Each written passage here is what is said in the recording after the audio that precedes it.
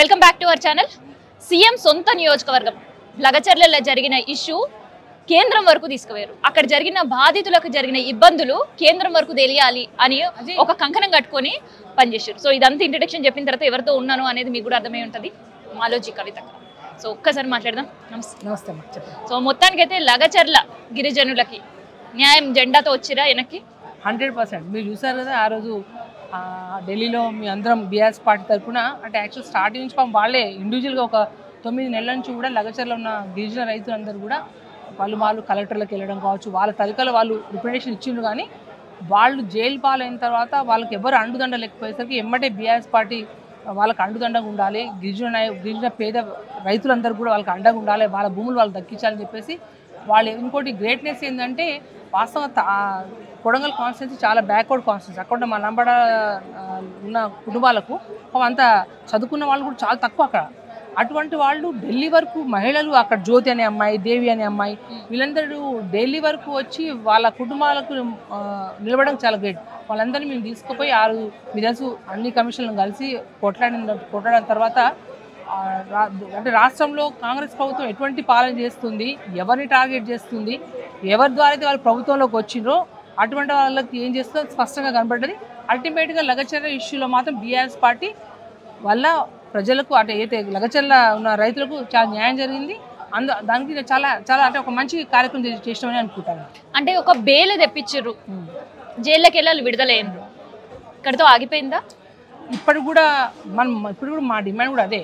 వాళ్ళు ఏందండి, పొద్దున్న లేస్తే 1 ఎకరమో 2 ఎకరాలో అరగుంటలో ఉంటే దాన్ని వ్యవసాయం చేసుకొని వాడే పొట్ట నింపుకునేటోళ్ళు. వాళ్ళు ఏమంటున్నారు, మాకు ఎక్కడొద్దు, మాకు మా తండాలు ఎట్లుంటుందంటే సపోజ్ మారుత్ అనుకోండి, మారుత్ తండ ఉంటుంది, గూగుల్ తోటే వాళ్ళ కుటుంబం పేరుతో ఒక్కొక్క ఫ్యామిలీతో తండ పెట్టుకుంటారు. వాడు ఎక్కడంటే గుట్టల్లోనైనా వాగుల్లోనైనా వంకుల్లోనైనా వాళ్ళు ఉండగలుగుతారు. వాళ్ళ వ్యవసాయ భూమిని నమ్ముకొని అక్కడే వ్యవసాయం చేసుకుంటూ వాళ్ళు ఒక రైతు చెప్తూ ఉన్నారనమాట, మేము మా మెయిన్ రోడ్ మీద ఉంటుంది, మేము ఆడ కూరగాయలు పండించుకుంటాం, రోడ్డు మీద ఉంటుంది, రోజు మేము అన్ని అమ్ముకోంగా మా కూలి మంది ఒక 500-700 మాకు మిగులుతాయి. ఇవాళ మేము మా భూములు ప్రభుత్వం లాక్కుంటే మేము రోడ్లు అడక తినాల్సిన పరిస్థితి ఏర్పడుతుందని చెప్తా ఉన్నారు. ఇంకోటి ఏంటంటే పోయిన గవర్నమెంట్లో కేసీఆర్ గారు గవర్నమెంట్లో రాష్ట్రంలో ఎక్కడైనా పూర్తి ఇది మొత్తం దానికి ఒక 10,000 ఎకరాలు ఫార్మా సిటీ కోసం కూడా ల్యాండ్ అక్విజిషన్ చేసి, ఎందుకంటే మనకు కూడా ఇబ్బంది అయింది, 7-8 ఏళ్ళు పట్టింది. కానీ మీరు ఆ ప్లేస్ పెట్టకుండా వాంటెడ్లీ టార్గెట్ చేసి మేము దౌర్జన్యం చేసినా, ఎవరేం చేసినా, మీ అన్నదమ్ముల యొక్క అజమాయిషి కావచ్చు, ఏది చేసినా గిరిజనులే కదా వీళ్ళేం చేస్తారు అనుకుంటే ఇవాళ వాళ్ళకి చెంప పెట్టుగా కూడా ఇవాళ కోర్టు న్యాయబద్ధంగా ఉండి వాళ్ళ బెయిల్ రావడం ఈ విధంగా అయింది. ముమ్మాటికి ఇవాళ కాదు, మళ్ళీ రేపు మీరు ఏది చేసినా రేవంత్ రెడ్డి గారికి ఒకటే మీకు విజ్ఞప్తి చేస్తా ఉన్నాం, మీరు మా గిరిజనులను టార్గెట్ చేయకండి, మీ కొడంగల్లో అవసరం ఉంటే మీ అభివృద్ధికి మేము ఉన్నాం, కానీ వీళ్ళ కడుపు కొట్టి మాత్రం మీరు అటువంటి కార్యక్రమం చేయాలని నేను కోరుతా ఉన్నాను. సో మరి ఏంది ఈ కేసుల కథ ఏంది? న్యూ ఇయర్ స్టార్ట్ అవుతుంటేనే ఒకరు జైల్లోకి పోతే మళ్ళీ ఇంకొకరి పైన కేసులు, ఇంకొకరు విచారణ జరుగుతూనే ఉంది. మరి న్యాయబద్ధంగా విచారణకు పిలిచినప్పుడు పోవాలి కదా. ఇప్పుడు మీరు చూసారు కదా ఇవాళ కేటీఆర్ గారి మీద ఏసీబీ అసలు ఏసీబీ అంటే అవినీతి చేస్తే, అవినీతి లేనే కేసులో ఏసీబీ కేసు పెట్టి వాళ్ళ కేటీఆర్ గారు కూడా గౌరవించి ఆయన ACB office Banjara Hills road number 12కి వెళ్ళిన నుంచి మీరు చూసిండ్రు. ఆయన అడ్వకేట్ కింద తీసుకొని పోతే మీరు లేదు మీరు ఒక్కరు అంటే మీ ఇంట్లో పిలిచి కూడా నువ్వు వద్దన్నాడు అని, అది మీకు బాజాబ్తో ఏసీబీ ఆఫీసు అడ్వకేట్ని తీసుకొని పోతారు. ఎందుకంటే ఏమైనా అవసరం వస్తే అడ్వకేట్ అక్కడ మాట్లాడడానికి ఉంటుంది. మీకు తెలుసు రాజ్యాంగంలో మనకు ఆ హక్కు ఉంది. కానీ మీకెందుకు అంత భయం, మీకెందుకు అంత వణుకు? అడ్వకేట్ని రానియకపోవడం ఏంది? సరే ఎవరైనా నాయకులు వస్తుంటే మీరు వద్దనంటే అనుకోవచ్చు, కానీ అడ్వకేట్ని రానియకుంటే అడ్డుపడరు. అయినా కేటీఆర్ గారు సావధానంగా ఓపిక ఒక అర్ధగంట వెయిట్ చేసి మళ్ళీ ఇప్పుడు ఏం చేస్తున్నారు, కేటీఆర్ గారు అసలు ఏసీబీకి అటెండే కాలేదు, దీన్ని డైవర్స్ పాలిటిక్స్ చేయడానికి దాన్ని డైవర్షన్ చేయడానికి చెప్తున్నారు. వాస్తవం ఇవాళ మీ మీడియా వాళ్ళే రాష్ట్రం మొత్తం వీక్షిస్తూ ఉంది. ఇవాళ కాంగ్రెస్ ప్రభుత్వము పూర్తి స్థాయి కూడా డైవర్షన్ చేయడానికి ఏదైతే ప్రజా సంక్షేమ కార్యక్రమాలు అవన్నీ కూడా ఎగగొట్టడానికి ఇటువంటి చేస్తున్నారు. ఫస్ట్ నరేంద్ర రెడ్డిని లగచర్ల ఇష్యూలో నెల 15 రోజులు వార్న్ చేసిండు. తర్వాత అల్లు అర్జున్ అని చెప్పేసి ఆయన అక్కడ వేయడం జరిగింది. దాని తర్వాత కౌశిక్ రెడ్డిని కొన్ని రోజులు సినిమా చూపిస్తుంది. దాని తర్వాత ఇప్పుడు కేటీఆర్ అంటారు.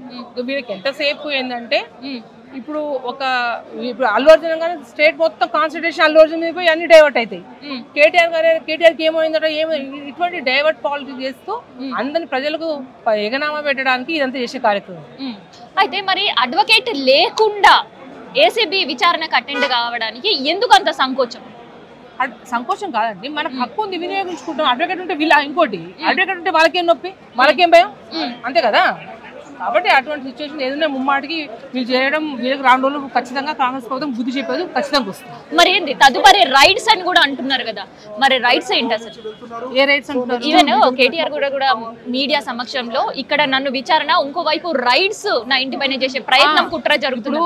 ఎట్లా లీకులు వస్తాయి మరి గవర్నమెంట్ లో ఏం జరుగుతుంది? కేటీఆర్ గారికి వారికి అంత మాత్రం అవగాహన లేకుండా ఆయన 10 ఏళ్ళు మంత్రి చేసిన వ్యక్తి తెలియకుండా ఉండదు. వాళ్ళ కేటీఆర్ గారు అంటే కేటీఆర్ గారు ఏ చెప్తూ చేస్తూనే ఉన్నారు వాళ్ళు. అంటే వారికి ఏదో విధంగా సమాచారం వచ్చినందుకే కదా, ఏదైనా వాళ్ళు ఏ రైట్స్ చేసినా ఏది చేసినా కూడా బీఆర్ఎస్ పార్టీ కేటీఆర్ గారు కానీ కేటీఆర్ గారు కేసీఆర్ గారు సైన్యం మేము భయపడటం కాదు, మూకు మాటికి మాత్రం మేము ఖచ్చితంగా కూడా మేము ఏదైనా ఎదుర్కోవడం సిద్ధంగా ఉన్నాం. అయితే కేవలం కేటీఆర్ గారి తోటే ఆగబోతుందా ఈ రైడ్లు? ఏసీబీ నోటీసులు, ఈడీ నోటీసులు, ఇంకా తదుపరి ఇంకెవరిపైన కూడా టార్గెట్ ఉంటుంది? చెప్తున్నా వాళ్ళకు టార్గెట్ ప్రతి ఒక్క వాళ్ళందరూ వాళ్ళు ఏ టార్గెట్ చేయాలి చేసుకుంటే పోతే వాళ్ళు ఎవరిని చేసినా కూడా ఏం భయపడలేదు. డన్. సో ఇది మాలోజీ కవిత గారు చెప్తున్నారు. అయితే గతంలో లగచర్ల రైతులకు ఏదైతే న్యాయం చేసినారో ఇప్పుడు బీఆర్ఎస్ పార్టీ నాయకుల పక్షాన్ని కూడా అదే పోరాటం మళ్ళీ చేయడానికి టీఆర్ఎస్ పార్టీ సిద్ధమవుతుందనే చెప్పొచ్చు.